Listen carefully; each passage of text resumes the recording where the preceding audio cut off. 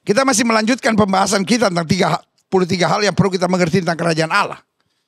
Sama-sama taruh tangan kanan saudara di dada dan bilang, kerajaan Allah ada di dalam diri saya. Yes. Sama-sama bilang kerajaan Allah ada di dalam diri saya. Setelah bahas pemilu jadi lemes. Itu tuntunan pemilu yang normatif, yang standar, saudara-saudara. Dan saya mau tegaskan buat saudara bahwa kalau bicara hubungan, saya memiliki hubungan dengan semua. Tapi saudaraku yang kasih dalam Tuhan, yang saya pentingkan adalah yang terbaik untuk Indonesia.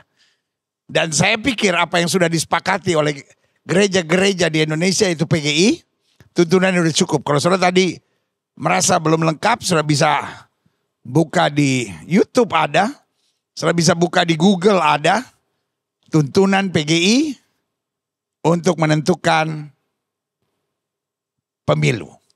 Ah, itu kan, haleluya, menentukan capres atau cawapres, ya kan, haleluya. Nah, saudaraku yang kasih dalam Tuhan, sekali lagi sama-sama taruh tangan kanan saudara di dada.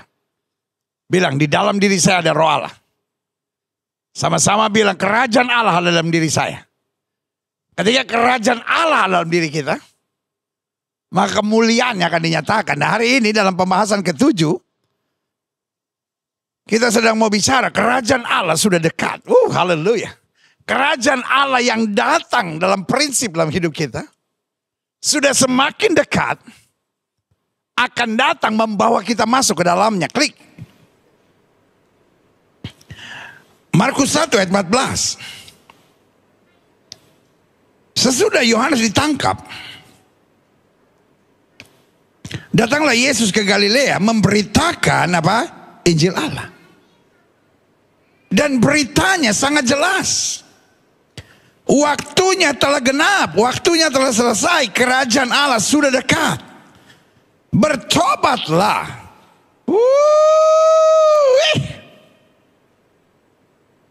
Waktu Yesus ngomong begini, Yesus bukan berbicara di depan pelacur. Yesus tidak sedang bicara di depan perampok. Yesus tidak sedang bicara pada penyembah-penyembah berhala. Tapi Yesus sedang bicara pada orang banyak, sebagian besar orang Farisi dan orang Yahudi. Orang-orang yang mengenal Tuhan, tapi Yesus bilang apa? Waktunya telah genap. Kerajaan Allah sudah dekat, bertobatlah dan percayalah kepada Injil. Sama-sama bilang sama saya harus bertobat. Sama-sama bilang sama saya harus bertobat. Dan sama-sama bilang saya harus percaya pada Injil. Nah, saudaraku yang kasih dalam Tuhan, banyak orang berpikir bertobat dari pembunuh menjadi orang yang berhenti membunuh. Bertobat dari penjina dan berhenti menjadi penjina. Tetapi saya mau bilang, istilah bertobat bukan sekedar dari penjahat menjadi orang baik. Tapi istilah bertobat yaitu bahwa bukan lagi saya mengendalikan diri, tapi Kristus yang mengendalikan saya. Ada orang yang tidak membunuh tapi hidup dengan egonya sendiri. Ada orang yang tidak menyembah berhala tetapi hidup dengan kemauannya sendiri. Tapi apa artinya bertobat? Artinya hidup saya bukan saya lagi yang kendalikan, tapi Kristus yang kendalikan. Yang setuju sama saya, katakan Kristus yang harus kendalikan saya. Haleluya, sama-sama bilang Kristus yang harus kendalikan saya. Saudara-saudara yang di rumah, ketika live chat saudara, Kristus yang harus kendalikan saya. Karena kalau saya mengendalikan diri saya sendiri, hidup saya akan menghadapi banyak kekacauan. Tapi kalau Kristus yang mengendalikan saya tidak akan turun tapi naik, tidak akan menjadi ekor, dipimpin menjadi kepala. Yang setuju katakan amin.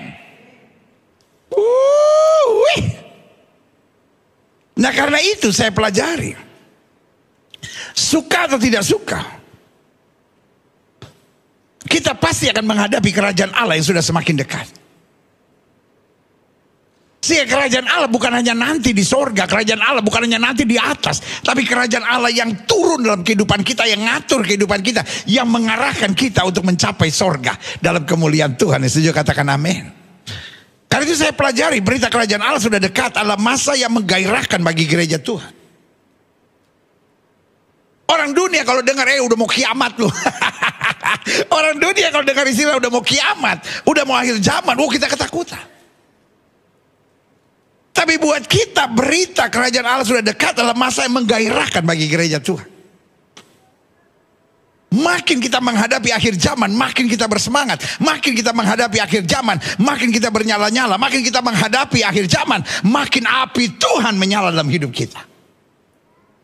Sama-sama bilang, saya harus semangat. Kalau akhir zaman menakutkan buat kita, saya khawatir.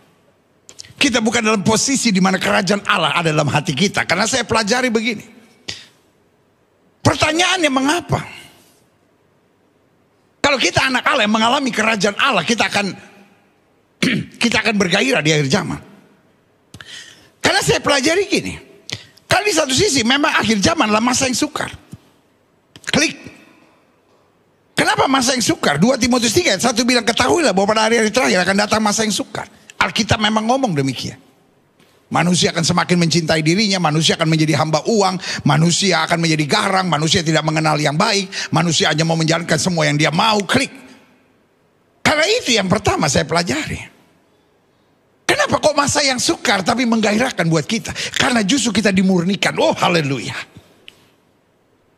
Alkitab bilang, siapa yang boleh naik ke gunung Tuhan? Orang yang bersih tangannya dan suci hatinya. Berarti hari ini saya mesti tegaskan buat saudara. Di satu sisi akhir zaman memang penuh tantangan. Tetapi kita bergairah. Kenapa? Tantangan demi tantangan kita dimurnikan. Dan Paulus menekankan kepada kita bahwa dia mendidik dan melatih kita. Ayub berkata, ketika engkau memurnikan aku keluar sebagai emas murni yang tak bercacat di hadapanmu. Haleluya. Yang kedua, kenapa akhir zaman adalah masa yang kenapa akhir zaman adalah masa yang menggairahkan buat gereja Tuhan? Buat orang yang mengalami kerajaan Allah dalam hatinya. Karena betul akhir zaman adalah masa yang sukar. Tapi kita bukan hanya dimurnikan, kita akan mengalami Tuhan. Daud bilang apa? Dengan Allah akan kita lakukan perbuatan-perbuatan yang gagah perkasa. Itulah orang yang mengalami Tuhan. Orang-orang yang mengalami Tuhan tidak fokus dengan masalah. Tapi orang-orang yang mengalami Tuhan akan fokus dengan pengalaman dahsyatnya dengan Tuhan. Ayub sampai bilang begini, tadinya aku mengenal Tuhan dari kata orang, tetapi sekarang mataku sendiri memandang kemuliaan-Mu. Orang-orang yang mengalami Tuhan berbeda dengan orang-orang yang hanya tahu tentang Tuhan. Sebagai gembala saya berdoa supaya setiap jemaat yang olehnya Tuhan percayakan untuk saya gembalakan, baik rekan-rekan remaja, baik orang-orang muda, baik setiap suami istri, baik setiap pelayan Tuhan, doa saya kita mengalami Tuhan. Yang paling mengerikan di akhir zaman, ada banyak orang melayani Tuhan hanya karena mengenal Tuhan, hanya karena belajar tentang Tuhan, hanya karena tahu tentang teologi, tapi tidak mengalami Tuhan. Orang-orang yang seperti ini senangnya mengkritik, senangnya menyerang, senangnya menjatuhkan tanpa karya apa-apa. Orang-orang yang berkarya dikritik. Orang-orang yang memenangkan jiwa diserang. Orang-orang yang menumpangkan tangan buat yang sakit dan yang sakit sembuh dibilang sesat. Nah ini tipikal orang-orang yang hanya punya pengetahuan tapi tidak punya pengalaman dengan Tuhan. Paulus sampai bilang, aku tahu kepada siapa aku percaya, aku yakin dia berkuasa. Saya ulangi. Kenapa buat gereja Tuhan, kerajaan Allah yang sudah semakin dekat menggairahkan? Pada kita tahu akhir zaman adalah masa yang sukar. Yang pertama, karena di masa yang sukar itu kita dimurnikan. Yang kedua, di masa sukar itu kita justru mengalami Tuhan. Sampai kita bukan hanya tahu tentang Tuhan, tapi kita alami Tuhan hari demi hari. Dan yang ketiga saya pelajari, karena justru di masa yang sukar kita terlatih dalam hikmat, dalam pengertian, serta dalam kuasa Tuhan. Ada banyak orang pintar tapi belum tentu berhikmat. Ada banyak orang hebat tapi belum tentu berpengertian. Ada banyak orang-orang yang punya pengetahuan banyak tapi belum tentu mengalami kuasa Tuhan. Yang saya percaya justru di masa yang sukar kita dilatih untuk tidak mengandalkan sekadar logika, tapi kita dilatih untuk mengandalkan hikmat. Tidakkah saudara ingat cerita dua ibu yang masing-masing punya anak? Yang satu anaknya mati, Anak yang satu hidup. Dan kemudian mereka berebut. Dan hukum Israel, hukum Yahudi, ada kepala 50, ada kepala 100, ada kepala 1000. Berarti setiap ada persoalan dibawa dulu kepada kepala 50. Lalu dibawa kepada kepala 100, dibawa kepada kepala 1000. Tapi akhirnya sampai kepada Salomo. Kenapa? Karena kalau dua ibu berkelahi, nggak ada yang bisa nengahi. Sampai akhirnya dibawa ke Salomo. Dan Salomo bukan mengandalkan kepandaiannya, kekuatannya, kehebatannya, kejayaannya. Dia hanya mengandalkan hikmat. Waktu dia dengar dua ibu ini ngotot, ingat, sudah begitu banyak jenjang yang tidak bisa menyelesaikan masalah ibu ini. Tiba-tiba Salomo bilang, ambil pedang, kita belah bayi ini. Masing-masing dapat setengah. Langsung satu berteriak, benar, ini ide yang luar biasa. Nang di ho, nang di au. Kalau kamu gak dapat, saya juga gak dapat. Saya gak dapat, kamu juga gak dapat. Biar Bolis saja yang dapat. Saudaraku, tapi yang satu ibu bilang, please, jangan. Kalau memang harus begitu, biar dia mendapatkannya, aku rela. Dari hikmat itu, Salomo langsung bilang, kamu ibu yang sebenarnya. Tangkap ibu yang satu ini. Saudaraku, justru di masa yang sukar, kita belajar jangan sok tahu, jangan sok pintar, jangan sok jago. Jangan apa-apa main perasaan, jangan apa-apa main logika. Tapi andalkan hikmat Tuhan, jalani pengertian, dan percaya kuasa Allah membimbing kita. Haleluya. Yes. Selanjutnya saya pelajari. Namun di sisi yang lain, akhir zaman adalah masa pencurahan roh Tuhan. Jadi ingat ya, akhir zaman masa yang sukar tapi tak menggairahkan. Karena kita dimurnikan. Kita punya pengalaman dahsyat dengan Tuhan. Dan bukan hanya itu, kita dilatih untuk hidup dengan hikmat, dengan pengertian, serta dengan apa? Kuasa Tuhan. Yes. Tapi juga kenapa ini menggairahkan? Karena di sisi yang lain akhir zaman adalah masa pencurahan roh Tuhan. Apa janji Tuhan untuk itu? Klik. Yoel pasal 2 ayat 28 bilang, kemudian daripada itu akan terjadi bahwa aku akan mencurahkan rohku kata semua manusia. Jadi Alkitab sudah bilang di akhir zaman betul akan ada masa-masa yang sukar. Tapi kita akan berkemenangan. Bahkan Alkitab berkata, singa dan ular tedung akan kau langkahi, dan kau akan menginjak anak singa dan ular naga. Bahkan Alkitab bilang 1000 boleh rebah di sisi kirimu, 10.000 boleh rebah di sisi kananmu, itu tidak akan menimpamu. Kenapa? Ada pencurahan roh Tuhan di akhir zaman. Angkat tangan saudara, katakan, saya menantikan pencurahan roh Tuhan. Yes, sama-sama bilang, saya menantikan saat pencurahan roh Tuhan. Wow, haleluya. Iha.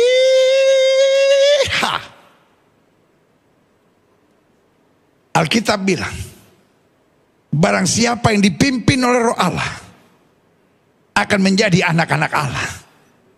Dan Alkitab sudah bilang di akhir zaman betul akan ada masa yang sukar. Itu sebabnya Allah mencurahkan rohnya. Dikatakan apa?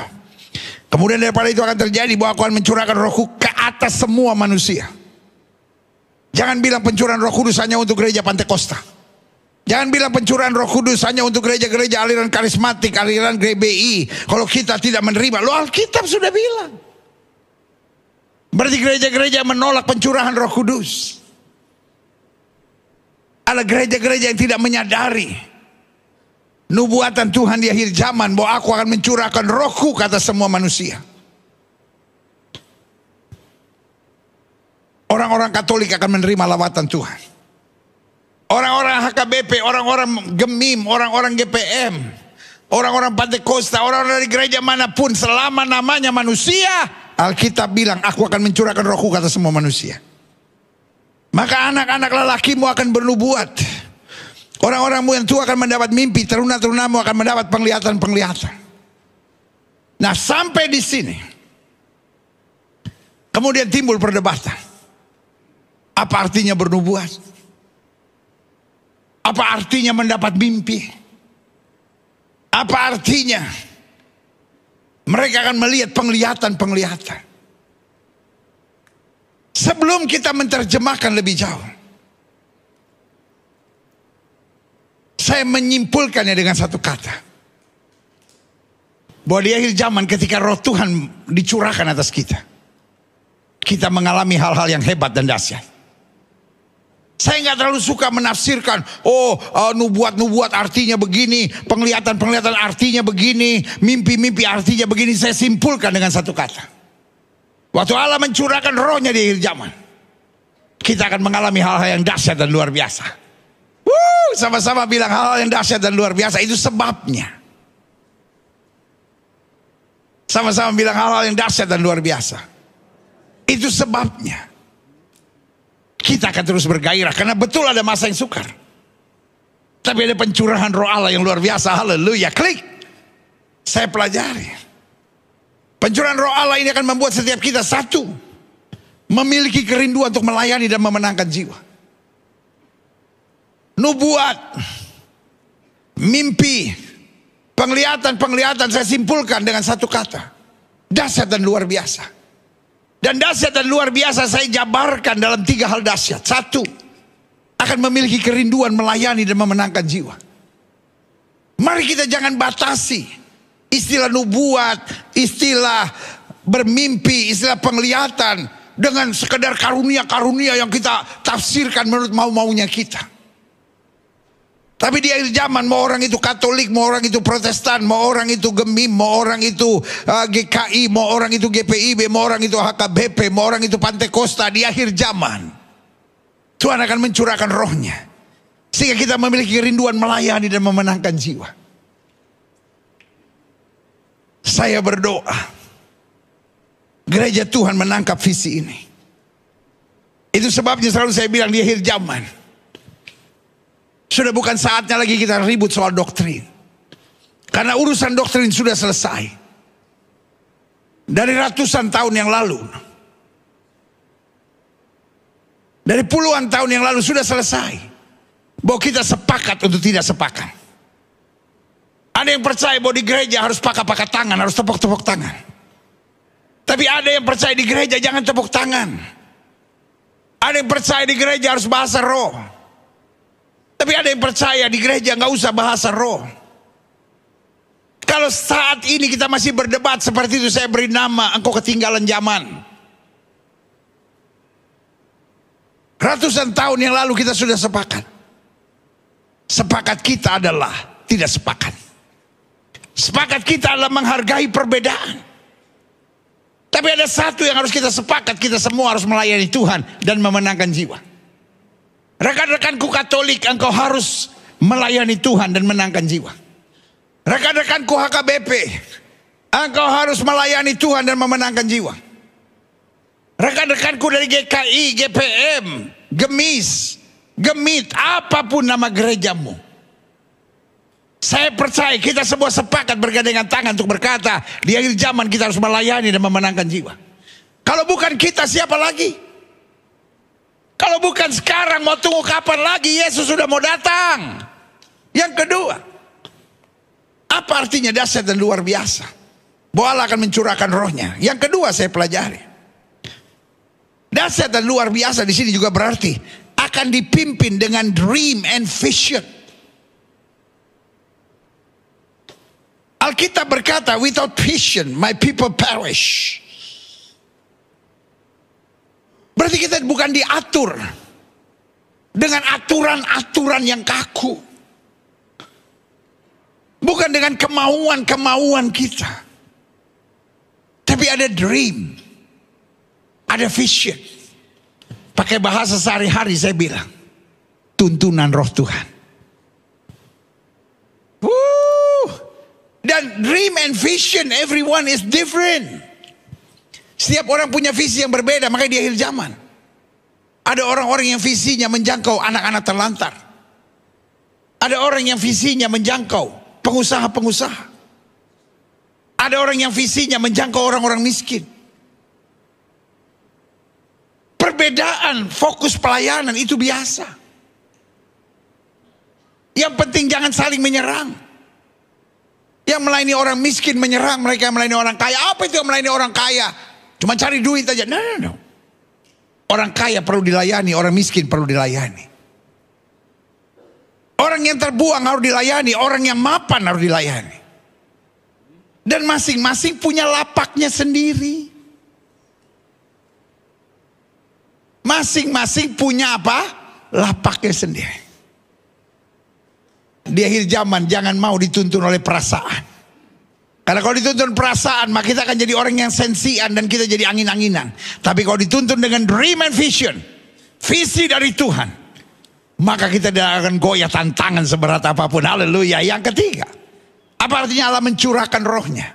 Saya menyebut dengan satu kata, dahsyat dan luar biasa. Apa yang harus saya jabarkan dengan dahsyat dan luar biasa? Satu, akan memiliki kerinduan melayani dan memenangkan jiwa. Yang kedua, akan dipimpin dengan dream and vision. Dan yang ketiga, akan memiliki gerakan kehidupan yang mau dikendalikan oleh Tuhan. Saudaraku, saya khawatir hari-hari ini orang hanya dikendalikan oleh apa yang dianggap normal dan wajar di dunia ini. Sehingga orang hari-hari ini merasa LGBT normal dan wajar, semua orang juga buat itu kok. Kawin cerai itu normal dan wajar. Minum mabuk, judi, wajar. Pacaran, lakukan hubungan seks sebelum nikah, wajar. Kawin cerai, wajar. Karena kita hanya melihat kepatutan. Sehingga yang paling populer hari-hari ini, Vox Populi, Vox Dei. Suara orang banyak adalah suara Tuhan. Tapi hari ini saya mau bilang, Vox Populi isn't Vox Dei. Suara orang banyak belum tentu suara Tuhan. Karena suara Tuhan semua ada dalam firman-Nya. Yang setuju sama saya katakan ada dalam firman-Nya. Saudara-saudara yang di rumah, ketika live chat saudara, suara Tuhan ada dalam firman-Nya. Di akhir zaman Tuhan sedang mengendalikan kembali orang-orangnya.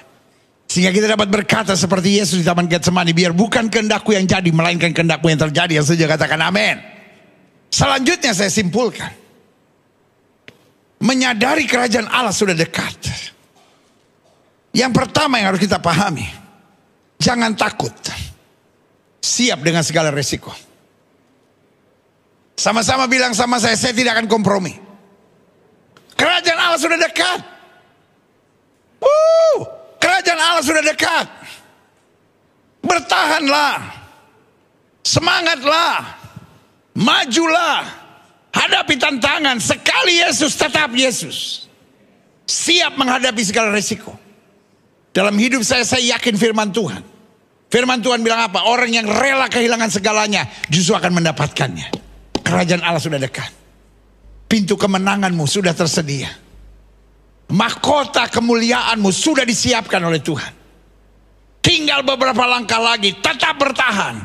Sampai kita melihat Tuhan memandang kita dan berkata, mari masuk ke hambaku yang baik dan setia. Engkau telah setia dalam perkara kecil. Ini saatnya engkau terima perkara yang lebih besar.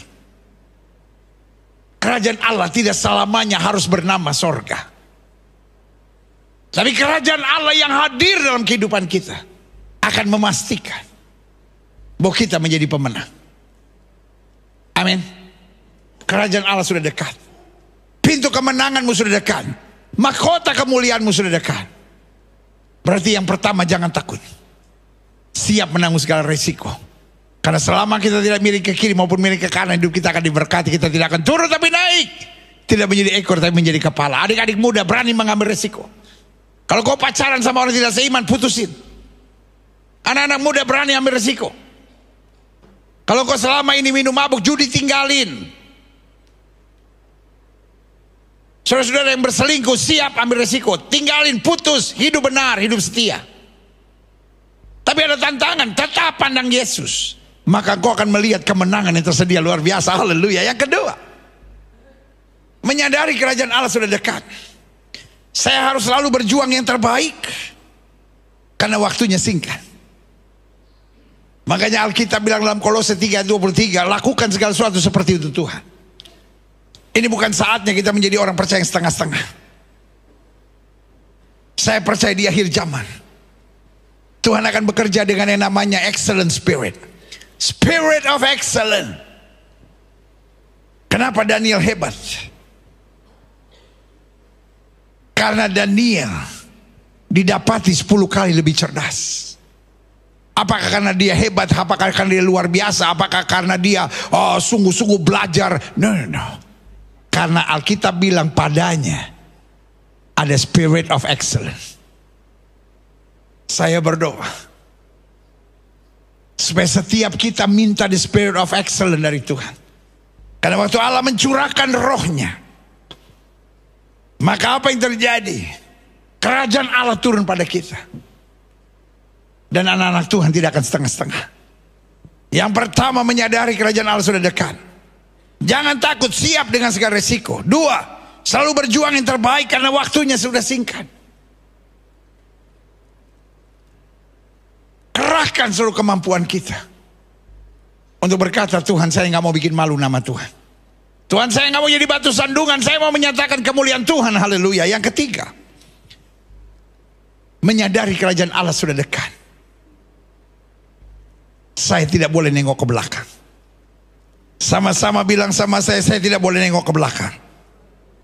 Karena kerajaan Allah sudah dekat, kata Yesus. Kita nggak bisa nengok ke belakang. Kita harus memandang ke depan. Dan di depan ada Yesus yang berkata, aku menyertai engkau sampai kesudahan alam. Setiap mata terpejam, setiap kepala tertunduk. Musik menaikkan pujian buat Tuhan.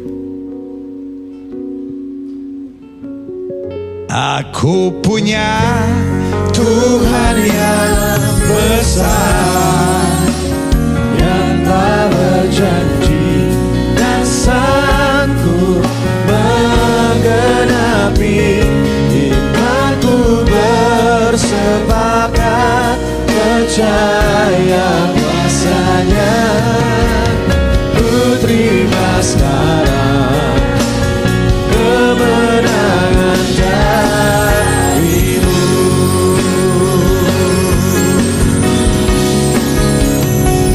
Aku punya Tuhan yang besar, yang tak berjanji dan sanggup menggenapi imanku, bersepakat percaya kuasanya.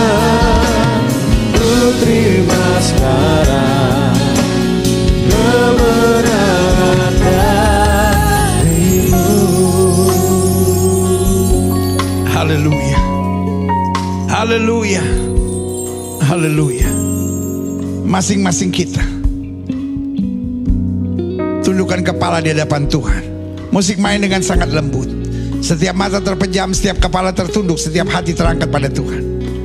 Hari ini kita diingatkan bahwa kerajaan Allah sudah dekat. Dan sementara kita menantikan kerajaan Allah, di dalam diri kita ada kerajaan Allah yang membimbing dan menuntun kita. Dan setiap kita menyambutnya dengan kegairahan. Betul, akhir zaman adalah masa yang sukar. Dan orang-orang yang berlaku fasik akan dibujuk sampai murtad. Karena di akhir zaman juga akan ada masa tekanan, akan ada masa murtad, akan masa di mana orang meninggalkan iman Kristen. Tapi buat kita yang mengandalkan Tuhan, buat kita yang dipenuhi dengan roh Allah, buat kita yang dikendalikan oleh kerajaan Allah, maka justru akhir zaman adalah masa yang menggairahkan. Karena di masa-masa yang sukar kita dimurnikan.